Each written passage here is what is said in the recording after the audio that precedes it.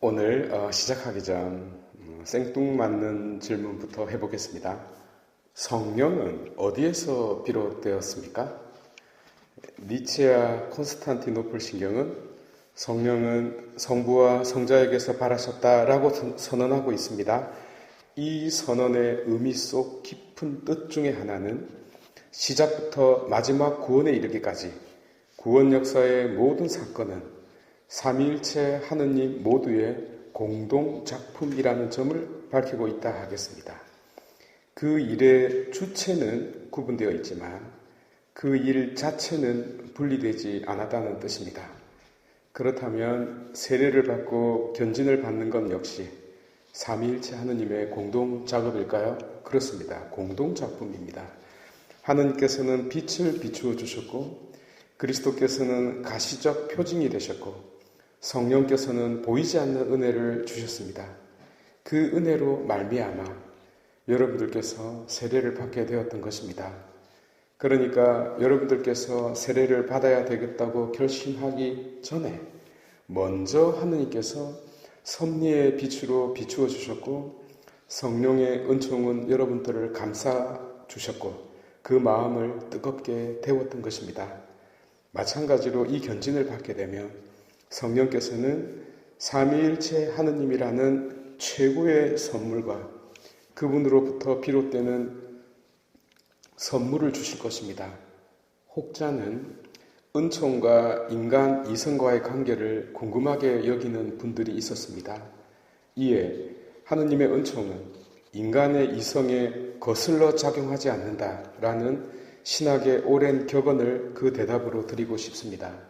그래서 은총과 성령의 여러 가지 선물을 받게 되면 이성과 의지에 변화가 생깁니다.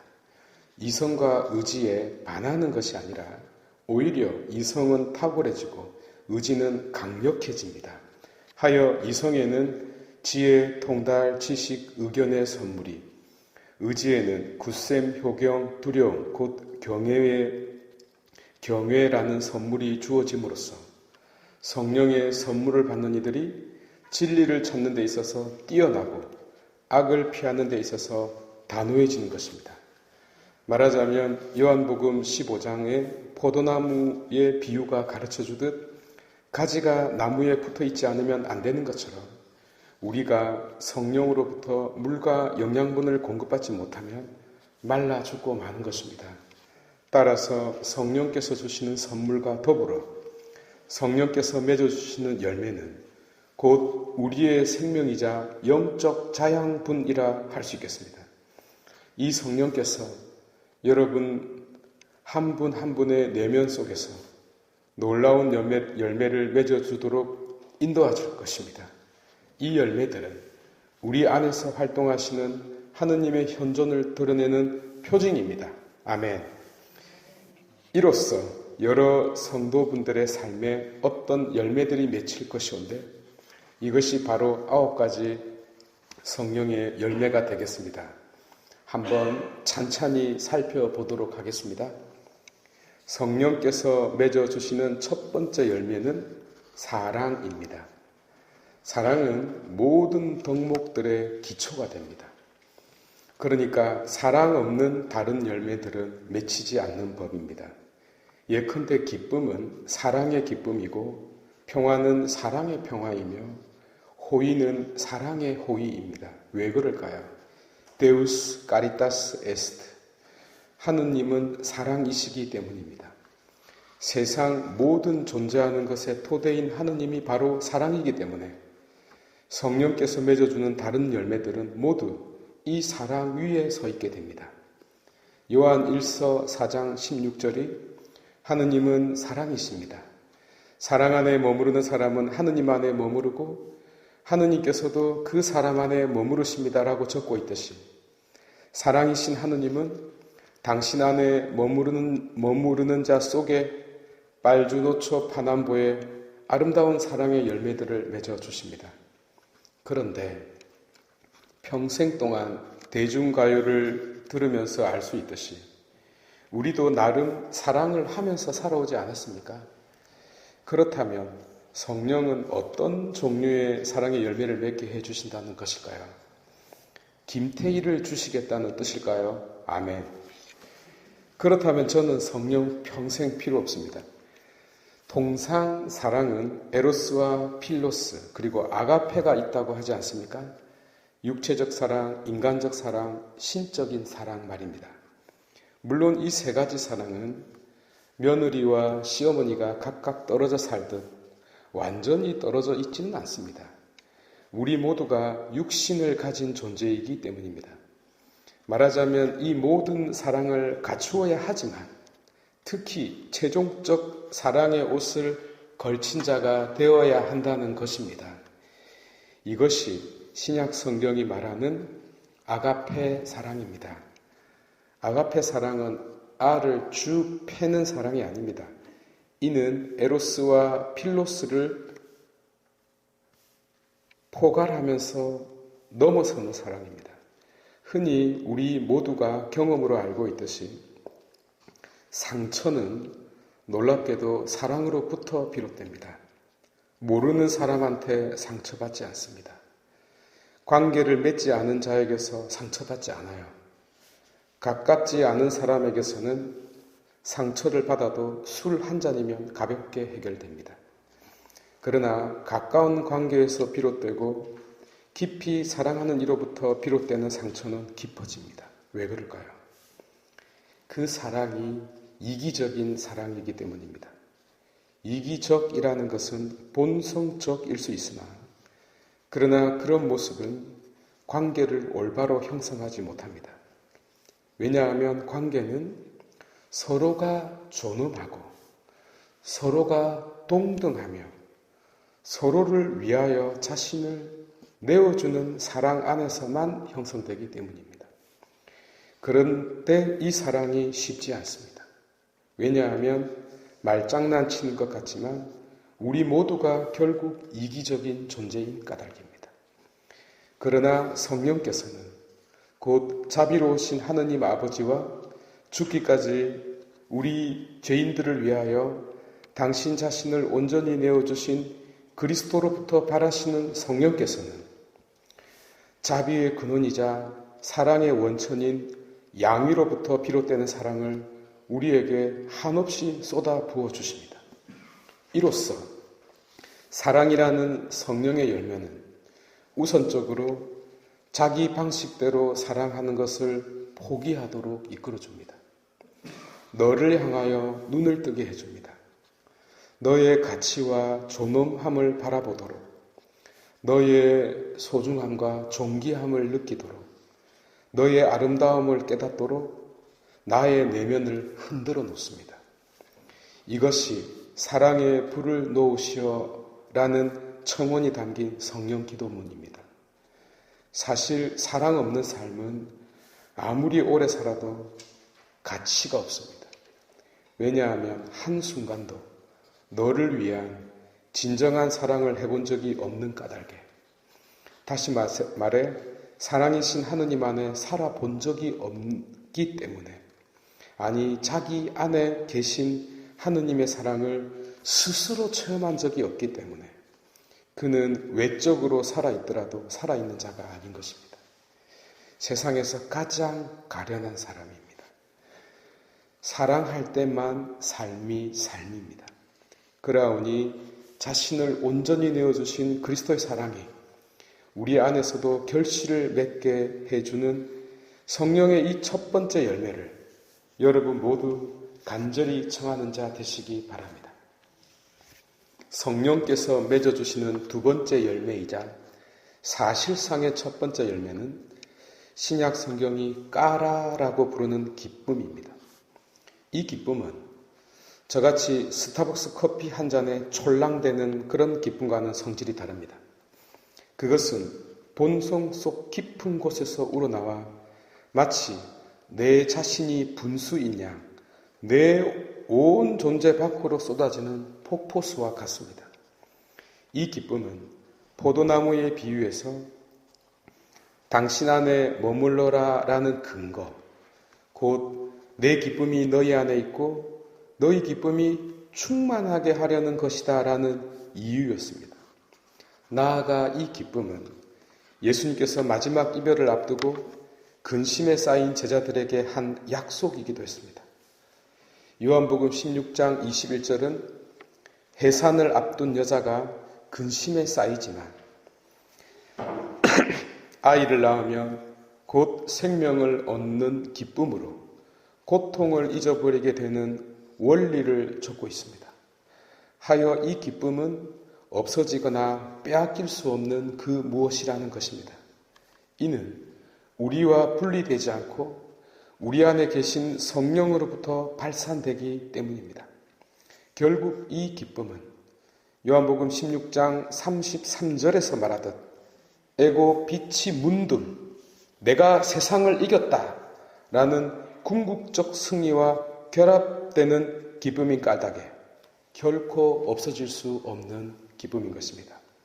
자, 그러면 내친김에 눈을 돌려 사마리아 길을 지나가던 예수님께서 목이 말라 잠시 들렀던 우물가로 같이 가보도록 합시다.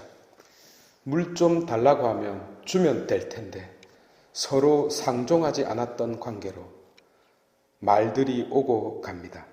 치사하게 물 한 모금 가지고 그 여인이 지랄을 떨고 줄 생각을 안 하니까 예수님께서 이렇게 말씀하셨습니다. 네가 주는 물을 마시는 사람은 다시 목마르겠지만 내가 주는 술을 마시는 사람은 영원히 깨어나지 않는다라고요. 그러자 삶에 지쳤던 그 사마리아 여인이 이렇게 청하죠. 주님, 그 술을 제게 좀 주십시오. 다시 깨어나지 않게. 이처럼 우리 주님께서 주시는 음료는 효과 만점입니다. 당신 존재 깊은 곳에서부터 흘러나오는 강력한 알코올이 세상 모든 근심 걱정을 녹여 없애버리기 때문입니다. 주님께서 주시는 술을 마실 때에는 청바지, 청춘은 바로 지금. 한번 따라해 보십시오. 청바지, 청춘은 바로 지금 이라고 외치고 마셔야 합니다. 농담처럼 들리겠지만 교회의 시작을 알린 성령 강림 때 성령이 빛처럼 쏟아지자 많은 사람들이 술에 취한 것처럼 덩실덩실 춤을 추며 기뻐했습니다. 그래서 사람들이 그들 가까이 가보니 온마 경찰이 음주 측정할 때 혀가 꼬인 상태로 전 한 잔도 안 마시우시우유 라고 말하는 것처럼 정말 그 말 그대로 한 잔도 마시지 않았던 것입니다. 모르죠. 뽕을 맞았는지 말입니다. 어쨌든 술을 한 잔도 안 마셔도 잘 노는 전신부처럼 성령을 받은 그들은 술 마시고 행복한 사람처럼 이 세상을 기쁘게 살았던 것입니다. 그래서 기독교인들을 바라보던 세상 사람들은 완전히 술에 취한 에브리에따스라는 형용사와 동시에 술에 취하지 않은 소브리아라는 상반되는 형용사를 서로 합쳐서 소브리아 에브리에따스라는 별명을 지어주었습니다. 이것이 고스란히 기독교인들의 이름이 되었나이다.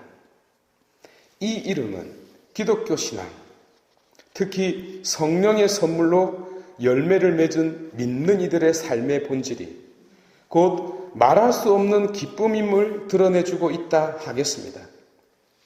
바로 이 술이 사마리아 우물가에서 그리스도께서 약속하신 물이었습니다. 그래서일까요? 휠돌리는 밤평생이라는 시에서 성스럽게 깨어있는 물이라고 표현했는데요.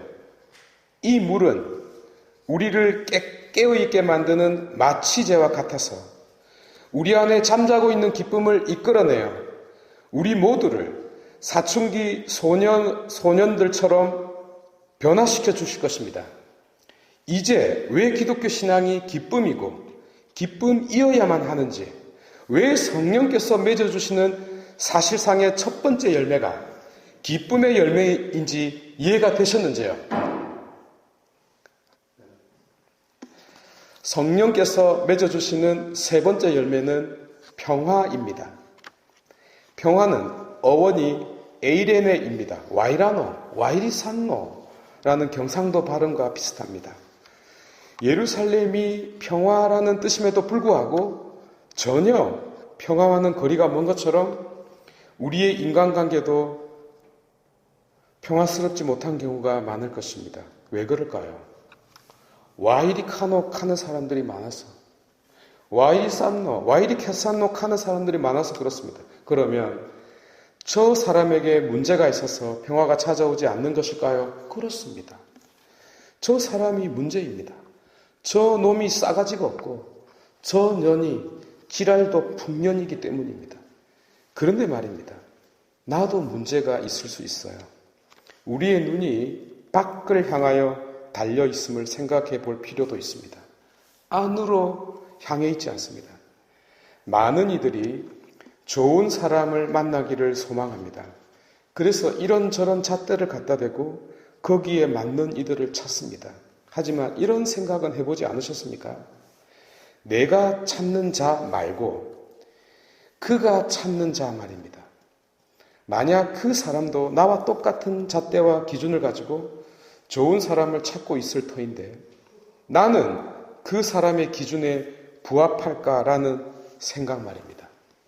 내가 찾고 있는 그 좋은 사람 이전에 그 사람에게 좋은 사람이 되어주는 나 자신 말입니다. 그러면 그 사람이 나를 만났을 때 그가 좋은 사람을 만났다고 환성을 지르지 않겠습니까? 착한 사마리아 사람의 비유를 잘 아실 것입니다. 누가 나의 이웃입니까? 라는 질문에 예수님께서는 강도를 만나 반쯤 죽은 사람을 치유시켜준 이야기를 들려줍니다. 그리고서는 이렇게 질문하셨습니다. 누가 그 사람의 이웃이 되어주었느냐라고 말입니다. 흔히 관계를 맺는 것이라고 생각하지만 맺어주는 것입니다.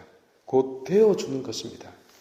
좋은 사람, 곧 착한 사마리아 사람으로서 관계를 맺어주는 것이 보통 생략되어 있는 것입니다. 보십시오. 누구보다도 착한 사마리아 사람인 그리스도께서 우리와 관계를 맺어주고 있지 않습니까? 합당하지 못하고 자격도 없는 우리 자신들이지만 당신은 우리의 상처를 싸매주시고 결점을 덮어주시고 잘못을 용서해 주십니다. 우리 자신에게 좋은 분이 되어주심으로써 우리 마음에 돌을 던집니다. 흔히 사순시기에 우리 자신을 돌아보자는 말씀을 많이 들어보셨을 것입니다. 왜 돌아보아야 할까요?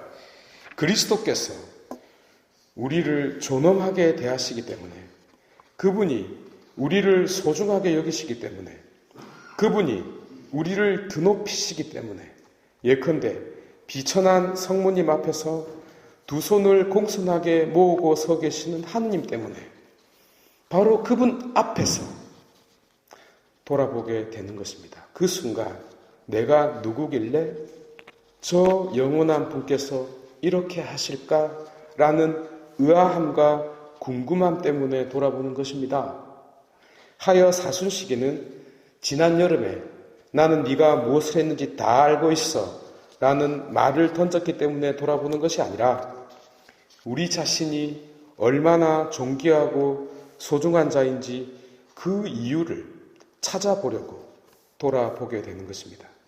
그러면 희미하게나마 우리에 대한 하느님의 생각과 마음과 계획을 깨닫게 될 때 비로소 감탄사가 터져 나오게 되는 것입니다. 바로 이 일을 성령께서 열매 맺음으로써 해주시는 겁니다. 이것이 바로 평화라는 선물입니다. 다시 말씀드리지만 평화는 관계의 문제입니다. 그리고 그 속에 착한 사마리아 사람이라는 속성이 녹아 있습니다. 물론 그리스도께서는 불을 지르러 왔다고도 하셨고 부모 형제가 서로 갈라지도록 곧 분열을 일으키려고 오셨다고도 하셨습니다. 하지만 그 말씀은 우선적으로 하느님과의 관계, 그리스도와의 관계, 성령과의 관계를 말하는 것입니다.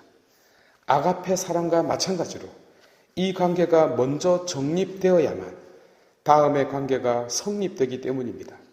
그래서 그리스도를 통한 하느님의 관계가 개선되고 나아가 세상과 다른 사람들과의 관계가 새롭게 맺어지도록 성령께서는 우리 안을 먼저 불태워 버리는 것입니다. 그러면 이제 우리는 그 무엇도 두려워하지 않는 양들이 될 수 있는 것입니다. 우리 마음속에 진정한 평화가 자리 잡았기 때문에 그 무엇도 무서워하지 않는 것입니다. 시편 23장을 잘 아실 것입니다. 주님은 나의 목자, 아쉬울 것 없노라. 쭉쭉쭉.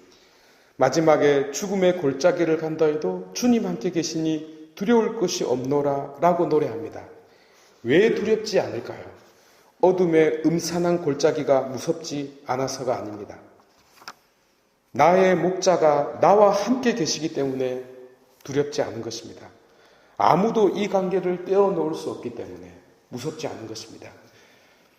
내 안에 참 평화가 자리 잡고 있기 때문에 두렵지 않은 것입니다. 내가 참으로 존엄한 자로서 존중받는 곳이 다른 곳에는 없기 때문에 오직 그분 안에서만 이 평화를 누릴 수 있기 때문에 무섭지 않은 것입니다. 성령의 네 번째 열매는 인내입니다. 흔히 인내는 부정적 의미로 쓰이는 경우가 많습니다. 예컨대 참아준다는 것입니다. 열받지만, 아니 꼽지만, 치사하지만, 시끄럽게 하고 싶지 않아서, 더 큰 사단이 날 것 같아서, 진흙탕에 발 담그고 싶지 않아서, 같은 부류가 되고 싶지 않아서 그냥 참아준다는 것이죠. 하여 성령께서 맺어주시는 인내는 그런 것과는 거리가 멉니다. 참을 인자 세 번이면 살인도 면한다라는 그런 참음이 아닙니다. 이것은 긍정적이고 적극적인 의미로서 너를 기다려주는 것입니다. 사랑으로 기다려주는 것입니다. 열매를 맺을 때까지 행복한 마음으로 바라보는 것입니다. 왜? 아직 때가 되지 않았음을 잘 알고 있기 때문입니다. 하여 학의 다리가 길다고 하여 자르지 않고 꽃이 피지 않는다 하여 줄기를 당기지 않으며 이해하지 못한다 하여 꿀밤을 먹이지 않는 것입니다. 참을 수 없는 부모님들이 잘 못하는 것이기도 하죠. 보십시오. 하느님께서 이스라엘을 얼마나 기다려 주셨는지를 말입니다. 4,000년을 기다려 주셨습니다. 광야 40년을 기다려 주셨습니다. 인간 되기는 걸러먹은 저 같은 자도 지금껏 기다려 주셨습니다. 아니 앞으로도 수많은 죄인들을 기다려 주실 것입니다. 하여 인내는 언젠가 맺힐 나무 열매를 그림 그려보는 것과 같다 하겠습니다. 그것을 보고 기다리는 것입니다. 기다려 주는 것입니다. 하여 인내는 축복을 받아내는 보증수표입니다. 어느 정도의 시간이 지나면 그 효과를 발휘하게 될 것입니다. 처음부터 전사가 되는 법은 없습니다. 처음부터 굳센 믿음을 지니는 자는 아무도 없습니다. 흔들리지 않고 피는 꽃이 아무도 없듯이 우리 삶은 비바람에 시달리면서 강해지는 것입니다. 하느님의 교육 방법도 마찬가지이지 않겠습니까? 단숨에 올라갈 수 있는 가나안 땅을 왜 40년이라는 시간 동안 빙글빙글 돌렸겠습니까? 왜 아무것도 없는 광야에서 그토록 개고생을 시켰겠습니까? 그것은 그들을 강한 백성으로 만들기 위함이라기보다는 그 어떤 시련이 닥치더라도 견뎌내고 인내하는 법을 터득하도록 하기 위함이었습니다. 우리 인생이 길거든요. 동시에 당신이 이스라엘을 기다려준 것처럼 나약한 이들을 기다려줄 줄 아는 백성으로 키우기 위함이었던 것입니다. 그렇게 되면 무엇이 찾아오는데요? 약속된 복을 차지하게 됩니다. 약복강 나루터 위에서 밤새 씨름하던 야곱이 하느님의 천사와 씨름을 하여 그 결과 곧 모든 것을 잃어버린 그가 오직 하느님에게만 의지하고 살아가는 자 되어야만 했던 것처럼, 그래서 인내로서 약속을 얻는 자 되어야 했던 것처럼 기다리는 자만이 약속의 유산을 받을 수 있습니다. 기다리지 않는 자는 믿음이 없는 자입니다. 그는 이제 장차 이루어질 구원을 믿음으로 바라보는 자가 되고 환난과 핍박 가운데에서도 실망치 않고 언젠가 쓸 면류관을 바라보면서 달려갈 길을 끝까지 달리는 자가 되는 것입니다. 실로 위대한 신앙의 선조들은 모두 다 이 괴로움을 이겨내고 이 고난을 이겨내고 강해졌던 인물들이었습니다. 성령께서는 바로 이 열매를 맺도록 또한 인도할 것이니 이 열매도 한번 청해 보심이 어떨런지요. 성령께서 맺어주시는 5번째 열매는 호의입니다. 친절함 혹은 관대함 또는 너그러움으로 볼 수 있습니다. 명확하게 구분할 수는 없겠으나 친절함으로 생각하시면 되겠습니다. 친절함이 왜 중요한지는 잘 아실 것입니다. 아브라함이 마므레 상수리 나무 아래에서 담배 피고 있다가 저 멀리서 손님들이 찾아오지 않습니까? 그때 친절하게 접대를 했습니다. 그 결과 이사악이라는 아들을 얻었습니다. 구세사의 열매를 기적적으로 얻었어요. 두말하면 잔소리입니다. 친절함은 구원까지도 획득하는 기회를 가져다 주었습니다. 그리고 세상에 친절한 사람을 싫다고 하는 사람은 아무도 없는 법입니다. 일단 친절하려면 자기 자신을 낮추어야 합니다. 제가 말씀드리지 않았습니까? 세상의 수많은 문제는 누군가가 존중받지 못해서 일어나는 사건들의 연속이라고 말입니다. 최소한 너를 존중하는 마음과 태도를 지니기만 해도 삶의 수많은 매듭들을 풀 수 있다고 말입니다. 맞는 키라고 말입니다.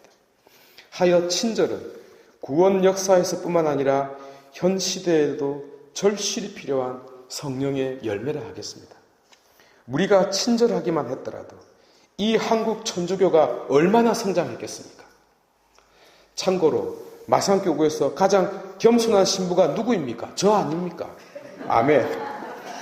그런데 하나 더 있습니다. 제가 가장 친절한 신부입니다. 헤어질 때 안녕히 가세요. 보고 싶을 거예요. 라고 인사하고 다시 만나면 안녕하세요. 보고 싶었어요. 라고 이렇게 친절하게 인사하는 신부가 세상 천지에 어디에 있답니까? 이 인사말은 결코 느끼하지 않습니다. 친절 그 자체입니다. 아멘. 그러니 여러분들께서도 친절한 금자씨보다 더 친절한 전신부를 본받으시기 바랍니다. 성령께서 맺어주시는 6번째 열매는 선의입니다. 선의는 호의와 비슷한 것이기도 합니다만 그 어원을 살펴보면 아가페입니다. 아를 쭉 패는 것이 아닙니다. 정확하게는 아가토 쉬네, 말 그대로 굿네스입니다. 소위 신사들이 지니고 있는 예의라고도 할 수 있겠고 그들이 행하는 좋은 행위라고도 할 수 있겠습니다. 우리가 사람들 중에 저 사람 참 양반이야, 참 신사야 라고 참 뭔가 다르게 꼬집어서 말하고 싶은 사람들이 있지 않습니까? 바로 그런 것입니다. 성가 중에 사랑의 성가 잘 아시죠? 천사의 말을 하는 사람도 사랑 없으면 아무 소용이 없고라고 시작한 노래 말입니다. 어떤 사람은 사랑 대신에 예의라는 말을 넣기도 합니다. 사랑이 없으면 아무것도 아닌 것처럼 예의가 없으면 아무것도 아닌 것이라고 말이죠. 왜냐하면 예의는 너에 대한 사랑이자 배려이기 때문입니다. 하여 타인에 대한 신사적인 선을 행하는 마음을 가리킨다고 생각하면 되겠습니다. 품격 있는 좋은 행위라고나 할까요? 여러분 모두 그렇게 되기를 바랍니다. 품격이 있는 것은 많은 사람들로부터 중력처럼 끌어당기는 매력이 있습니다. 성령께서 맺어주시는 7번째 열매는 성실입니다. 그런데 이 성실이라는 단어는 피스티스, 믿음이라는 말입니다. 그러나 우리가 믿고 있기 때문에 말을 이렇게 표현한 것 같습니다. 믿음이 왜 성실로 번역되었을까요?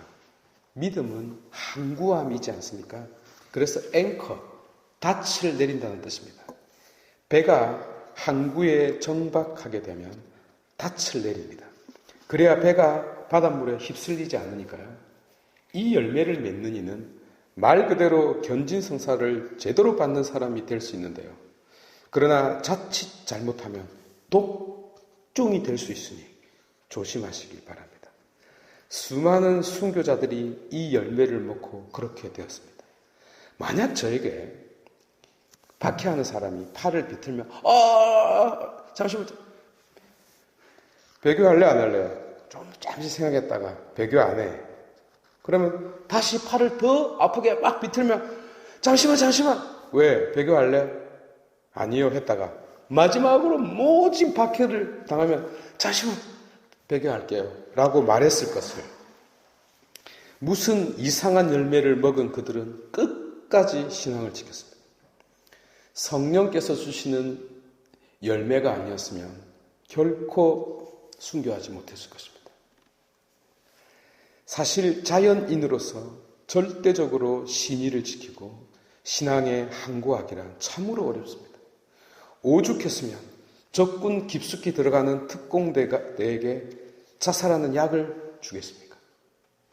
아무리 모진 훈련으로 단련된 몸이라도 고문을 이겨내기란 참으로 어려운 까닭입니다. 그래서 성령께서 맺어주시는 가장 빛나는 진주와 같은 보석이 바로 이 열매가 되오니 혹자는 간절히 청해 보시기 바랍니다. 어쨌든 독종이 되지 마시기 바랍니다. 성령께서 맺어주시는 8번째 열매는 온유함입니다. 진복팔단에서 온유한 사람은 하늘나라를 차지할 것이라고 선언하고 있지 않습니까? 온유한 자야말로 법을 넘어서는 사람입니다. 이 세상은 법이 없어서 삭막한 것이 아니라 온유한 자가 부족하여 메마른 것입니다. 창밖에 봄비가 오며 꽃봉오리들이 기지개를 켜듯이 온유한 사람은 사람들의 마음속 아름다움을 만개하게 만들어줍니다. 성경에 온유한 사람들이 여러 등장하지 않습니까? 백성을 위해서 기도했던 모세가 그러했고요. 신약에서는 요셉 성인이 그러하지 않았습니까? 어떻게 보면 함부로 무시할 수 있다고 생각되는 그분들이지만 참으로 온유했던 그들이었기에 그들은 구세사를 자기 인생 그릇에 담을 만큼 세상 모두를 아픔까지 껴안을 수 있었나이다. 온유한 사람들이야말로 천국을 차지한다는 것을 잊지 마십시오. 온유한 사람들이야말로 너의 마음을 차지할 수 있는 자라는 것을 잊지 마시기 바랍니다. 성령께서는 여러분들을 온유한 사람들로 만들어 이 세상 한가운데에서 그들 모두를 재산으로 획득할 수 있는 열매를 맺게 해 주실 것입니다. 아멘. 성령의 마지막 열매는 절제입니다. 절제는 셀프 컨트롤입니다. 이는 마치 자동차의 브레이크와 같습니다. 아무리 좋은 슈퍼카를 타고 다니더라도 브레이크가 없다면 아무 소용이 없는 것처럼 자신을 절제하지 못하는 이는 성령의 열매를 맺을 수 없게 됩니다. 아니 맺더라도 그것을 간직할 수 없게 됩니다. 그래서 이 열매가 마지막에 달린 것입니다. 앞에 달린 열매를 잊어버리는 일이 없도록 하기 위해서 말입니다. 신약 성경이 말하는 이 절제는 세상에 대한 신앙의 태도를 말하는 것이기도 합니다. 예컨대 세상은 나그네 길이지 않습니까? 우리의 목표는 이 세상이 궁극적 목표가 될 수 없습니다. 따라서 언제나 현재 진행형일 수밖에 없는데요. 그래서 이미와 아직이라는 말이 나온 것입니다. 우리는 어떤 의미에서 천국에 도착했습니다. 왜냐하면 그 방향을 향하여 가고 있기 때문입니다. 그러나 다른 의미에서 아직 도착하지 못했습니다. 왜요? 지금 가고 있는 중이니까요. 그래서 가고 있는 이 도상에서 우리 마음을 온전히 빼앗겨서는 안 되도록 절제의 열매를 맺게 해주시는 것입니다. 주막이 있는데 가다가 들릴 수는 있으나 거기에 죽치고 앉아서 밤을 새면 되겠습니까? 도끼자루 썩는 줄 모르고 밤새 바둑을 두거나 새벽이 다하도록 고스톱에 빠지면 언제 천국으로 가겠다는 것입니까? 물론 해변가를 가다가 김태희가 있으면 오랫동안 머물러도 됩니다. 하여간 세상적인 것에 너무 집착하거나 마치 이 세상에 영원히 살 것처럼 사는 자는 그가 최종적으로 가야 할 곳을 잃어버리는 것과 같기 때문에, 곧 신앙의 첫 출발인 방향을 잃어버린 것과 같기 때문에 이 절제의 열매는 첫 번째 열매와 더불어, 그리고 신앙의 첫 출발과 더불어 말할 수 없이 중요하다 하겠습니다. 이로써 2부에 걸친 견진 교육을 다 끝내겠습니다. 제가 이런저런 쓸데없는 말씀들을 드렸습니다만 그 중에서도 한 가지씩 2개, 곧 마음에 와닿는 성령의 선물 하나와 성령의 열매 하나를 마음으로부터 결정하고 그것을 깊이 청하는 견진 성사가 되기를 바랍니다. 제가 비록 쓸데없는 말씀을 드려도 성령의 선물을 받는 여러분들은 알아서 잘 듣게 되기 때문에 이런 농담한 것을 용서해 주시기 바라고, 그래서 말 그대로 성령께서 여러분 한 사람 한 사람을 감싸시고, 그리고 여러분들 안에 성령의 선물을 주시고, 또 여러분들 안에 삶에서 성령의 열매가 가장 아름답게 저 벚꽃처럼 화사하게 피기를 바라겠습니다. 긴 시간 경청해 주셔서 감사합니다.